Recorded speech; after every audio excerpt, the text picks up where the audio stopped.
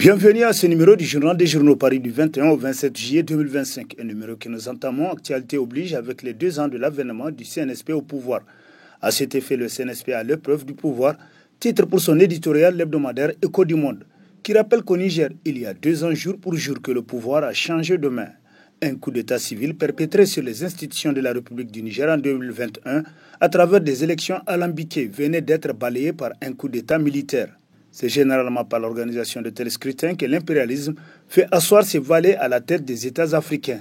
Il vous souviendra que Jean-Yves Le Drian, ministre des Affaires étrangères français, a déjà donné les résultats qui sortiront des urnes avant même que les élections se voient organisées.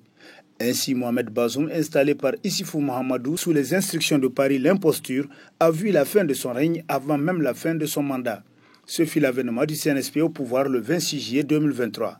Une autre imposture que le peuple nigérien a cautionnée à travers des manifestations de rue en soutien au coup d'état militaire survenu contre le Pendestarea et ses alliés au pouvoir depuis 2011.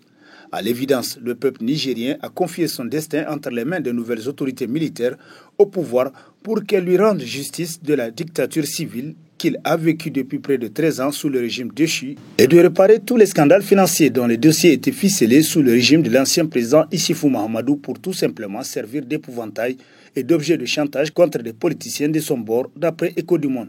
2 ans après l'avènement du CNSP au pouvoir, le silence de cimetière sur l'assainissement des finances publiques, titre entre autres à ça l'hebdomadaire Le Monde aujourd'hui, qui constate qu'entre les discours des premières heures où le CNSP, sous pression d'une attaque de la CEDEAO, de la menace de l'armée française campée à l'escadrille et l'action 2 ans après avoir pris le pouvoir, il y a un fossé, un large cratère, une discordance aiguë. Les Nigériens, dans leur écrasante majorité, qui ne s'attendent à rien, ont déjà jeté l'éponge, convaincus qu'ils ont été roulés dans la farine, selon le journal pour qui, pourtant si le peuple ne s'était pas vaillamment imposé entre l'armée française et le CNSP, qui a fraîchement pris le pouvoir le 26 juillet 2023, si le peuple avait laissé le CNSP et l'armée française s'affronter face à face pour un combat à l'issue duquel forcément un vainqueur triomphera, l'histoire aujourd'hui serait écrite et racontée autrement. Peut-être avec un Bazoum Mohamed restauré dans son fauteuil présidentiel, d'après l'hebdomadaire qui poursuit, le peuple a exprimé son besoin de justice depuis le premier jour de l'avènement des militaires au pouvoir. Il a attendu désespérément pendant tout ce temps avant de se résigner à attendre enfin la justice dans l'autre monde. Là-bas, au moins, la justice est incontournable, inévitable, juste et équitable, conclut Le Monde aujourd'hui. 2 ans de silence, l'arme la plus puissante de Bazoum, titrera dans la rubrique à Société de sa parution en date du 24 juillet, le quotidien privé L'Enquêteur, pour qui, à l'approche du 2e anniversaire des événements du 26 juillet 2023, la situation politique du Niger est observée à travers de multiples prismes, sécuritaires, diplomatiques, économiques. Pourtant, un facteur immatériel, presque silencieux, continue d'exercer une forme d'influence passive dont la portée est considérable, le mutisme de l'ancien président Mohamed Bazoum. Ce silence, qu'il soit choisi ou contraint, s'est transformé en un paramètre incontournable de l'échiquier politique national et international, selon l'enquêteur qui conclut, 2 ans après, l'arme la plus inattendue dont dispose Bazoum est précisément celle qu'on ne peut ni contrer ni ignorer, son silence.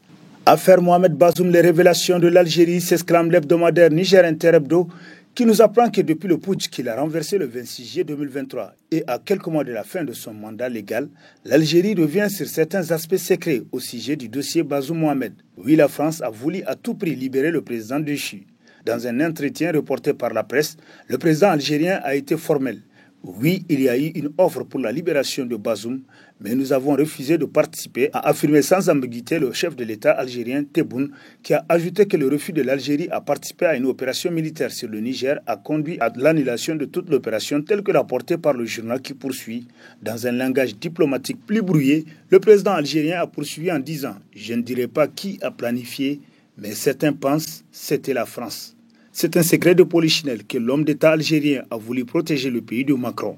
Mais tout le monde sait que c'est la France, selon Niger Inter-Hebdo. Niger entre souveraineté affirmée et turbulence économique, la résilience au bord de l'épuisement, s'interroge l'hebdomadaire satirique Le Hérisson, qui constate que depuis la rupture politique de juillet 2023, le Niger s'est engagé sur une voie de souveraineté assumée, rompant avec plusieurs accords hérités du passé, notamment dans les secteurs miniers et énergétiques. Cette affirmation d'indépendance, saluée par une partie de l'opinion publique comme un acte de dignité nationale, se heurte néanmoins à des réalités complexes, insécurité persistante, pression économique et isolement diplomatique. Pourtant, dans ce contexte tendu, le pays fait preuve d'une capacité de résilience qui, si elle n'est pas sans limite, mérite d'être soulignée. Entre souveraineté proclamée et impératif de gouvernance, le pays avance sur une ligne de crête. La résilience nigérienne, si elle demeure solide, n'est pas inépuisable, conclut le Hérisson. Le Niger renforce sa souveraineté, investit dans l'avenir et célèbre ses succès, titre dans sa rubrique à la une Niger Times, qui nous apprend que le Conseil des ministres réuni le vendredi 18 juillet 2025 sous la présidence du général d'armée Abdourahmane Tiani, président de la République, a pris une série de décisions majeures visant à consolider la souveraineté nationale, stimuler le développement économique et social et reconnaître les réussites du pays. À cœur des discussions figurait l'encadrement du WACF, la gestion des stocks céréaliers, la préparation de l'hivernage, la célébration de la journée de la souveraineté et des avancées notables dans les secteurs de l'éducation et du sport. Ces décisions et communications illustrent la dynamique du gouvernement nigérien à travers l'ensemble des secteurs clés pour le développement et le bien-être de ses citoyens, conclut Niger Times. Front social, les centrales syndicales tirent la sonnette d'alarme, s'exclame l'hebdomadaire Le Temps qui nous apprend que le BNCDTN constate avec amertume le retard dans le paiement des salaires aussi bien du mois de mai que de celui de juin 2025. Le BNCDTN rappelle au gouvernement que le contexte marqué par la vie chère dans lequel se trouvent les travailleurs nigériens en général, les agents de l'État en particulier, ne permet pas de supporter des retards dans le paiement des salaires.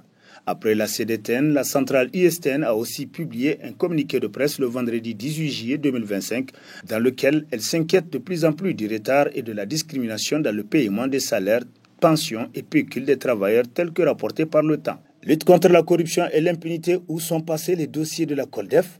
S'interroge l'hebdomadaire Le Courrier, d'après qui, depuis quelques jours, tout Niamey bruit des rumeurs insistantes. Les dossiers de la COLDEF auraient disparu des tiroirs de l'institution. Ils auraient été pris par des hommes à l'identité inconnue et acheminés vers une destination inconnue. Depuis lors, c'est l'expectative à la COLDEF dont le personnel ignore tout de la nature et des motivations attachées à cette opération escabreuse. Le prince qui gouverne n'a que faire des visages des hommes, du martyre que leur gestion pourrait leur faire vivre et leur faire mériter, car la loi dans un état normal et civilisé est aveugle, frappant indistinctement sans s'occuper de l'identité de mise en cause. Tant qu'elle n'est pas à l'ordre du jour, la lutte contre la corruption et l'impunité sera un handicap majeur pour la conduite de la transition. Elle ne peut donc faire l'économie de cette étape nécessaire, seule à mesure de mettre les Nigériens en confiance et de rendre possible les changements escomptés en matière de refondation de la gouvernance, conclut Le Courrier. Le changement de nom de rue et place publique du Niger, Goyoge Chindi, le travail n'est pas achevé, titre dans sa rubrique Contribution, l'hebdomadaire Le Nouveau Républicain, qui nous rappelle qu'en octobre 2024, le gouvernement a rebaptisé plusieurs rues, monuments et places publiques portant des noms de conquérants et administrateurs coloniaux. Aujourd'hui, ces rues et monuments ont des noms de dignes fils du Niger ou de l'Afrique. Mais le travail n'est pas fini, car dans la ville de Niamey, il y a des établissements scolaires et centres qui portent des noms inadmissibles pour tout patriote africain. 3 écoles privées qui doivent être rebaptisées ont été identifiées selon le journal qui nous apprend davantage. Le complexe scolaire Jules Ferry. Jules Ferry était le principal défenseur, le chef de file des promoteurs de la politique d'expansion coloniale et leur porte-parole. CSP Montesquieu. Le journal dit supposer que le fondateur de cet établissement était noir africain et qu'il a l'amour de sa race. Pour le baron Montesquieu, c'est clair, les nègres ne sont pas des êtres humains et ils n'ont pas d'âme car le bon Dieu ne peut pas placer une bonne âme dans un corps noir. Cours Voltaire. Après la Révolution française de 1789, la République franc-maçonnique a organisé toute une propagande pour présenter Voltaire comme le champion de la liberté, de l'égalité, de la tolérance et grand ami des peuples d'après le Nouveau Républicain. Frais de scolarité dans les établissements et instituts de formation privés, le gouvernement décide enfin de mettre de l'ordre.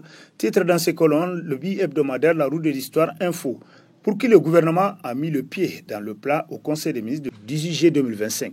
Les frais de scolarité dans les établissements privés, devenus un casse-tête pour les parents d'élèves et les autorités, seront désormais encadrés.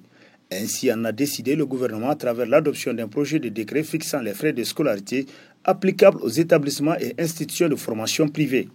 En attendant de voir le contenu du décret, la décision est accueillie avec beaucoup de soulagement par les parents d'élèves qui avaient perdu tout espoir par rapport à l'encadrement des tarifs de scolarité au regard des multiples tentatives qui avaient échoué par le passé, conclut La Roue de l'Histoire Info.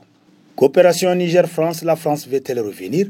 S'interroge le bi-hebdomadaire La Patrie, qui dit apprendre que la France serait disposée à indemniser le Niger pour certains crimes qu'elle commettait dans le pays il y a de longues années, pendant la période coloniale, oubliant la bavure toute fraîche dans les mémoires des Nigériens commise à terrasser des pauvres jeunes sans armes qu'elle venait bombarder parce qu'ils ont osé défier sur leur terre son armée décriée au Sahel.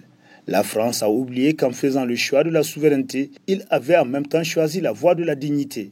Cette histoire d'indemnisation, dont on ne sait d'où on la sort, ne saurait donc être le bon prétexte pour renouer le contact avec le Niger. N'est-ce pas avoir une mauvaise image d'un autre que de croire qu'en lui proposant un tel marché, on puisse réussir à le faire mordre à l'hameçon alors que lui parle dignité, conclut la patrie. Au cabinet du président du conseil consultatif de la refondation, Dr Mamoudou Harouna Djingare reçoit la présidente de la Confédération des femmes et leader panafricaine et le président du bureau de l'association des commissionnaires agréés en douane du Niger, titre dans les colonnes de sa parution en date du 24 juillet le quotidien gouvernemental Le Sahel, qui nous apprend que le président du CCR, Dr Mamoudou Harouna Djingare, s'est entretenu le mercredi 23 juillet 2025 à son cabinet avec la présidente de la Confédération des femmes et leader panafricaine, Mme Soumaïla Ali Haja Fati, et le président du bureau de l'association des commissionnaires agréés en douane, Ousmane Diallo. À l'issue de la première audience, la présidente de la Confédération des femmes a expliqué qu'elle est venue féliciter le président du CCR et l'encourager dans les actions qu'il mène en faveur du développement du Niger. Pour sa part, le président de l'association des commissionnaires en douane, Ousmane Diallo, a expliqué qu'il a été question pour l'association d'exposer au président du CCR un certain nombre de préoccupations qui minent leur secteur. Nous avons trouvé une oreille attentive. Nous allons revenir prochainement avec des propositions concrètes. C'était un contact extrêmement important car nous avons été édifiés sur un certain nombre de choses, a-t-il confié, conclut le Sahel. Niamey, le déguerpissement massif. Une bombe à retardement foncière, titre dans ses colonnes l'hebdomadaire satirique Le Canard en furie, qui constate que la ville de Niamey est aujourd'hui le théâtre d'une série de déguerpissements massifs dans la ceinture verte qui, loin de résoudre des problèmes urbains, risque de créer une crise foncière d'une ampleur inédite. Des centaines de familles voient leurs habitations réduites en poussière, leur vie brisée sous le coup de bulldozers étatiques, alors même qu'elles ont, en toute bonne foi, régulièrement acquis leur terrain auprès de personnes physiques et morales habilitées, y compris la mairie de Niamey qui a délivré les actes de cession. Mais aussi une faute éthique majeure qui menace la stabilité sociale et la confiance des citoyens en l'État. La refondation du Niger ne peut se construire sur le ruine de la confiance et le piétinement des droits de ses propres citoyens. La stabilité foncière est un pilier de la stabilité nationale. Il est temps que l'État du Niger réaffirme son rôle de garant du droit et de protecteur de ses citoyens plutôt que de devenir l'instrument de leur détresse, conclut Le Canard en furie. Opération de déguerpissement de la ceinture verte, la loi est dure, mais c'est la loi, s'exclame l'hebdomadaire L'Actualité, pour qui le déguerpissement de la ceinture verte est devenu une nécessité écologique, mais il ne peut se faire sans approche juste, inclusive et durable. Il est urgent de restaurer cet espace stratégique pour l'avenir de la ville, tout en évitant de créer de nouvelles injustices sociales. Une planification urbaine rigoureuse, l'application du droit foncier, la sensibilisation des citoyens et un engagement politique fort sont indispensables pour sauver ce patrimoine écologique en danger, conclut L'Actualité. Et sur ce prend fin le présent numéro de la revue de presse. Prochain rendez-vous, plaise à Dieu, dans une semaine, avec toujours la même passion de vous servir. Bonne lecture et au revoir.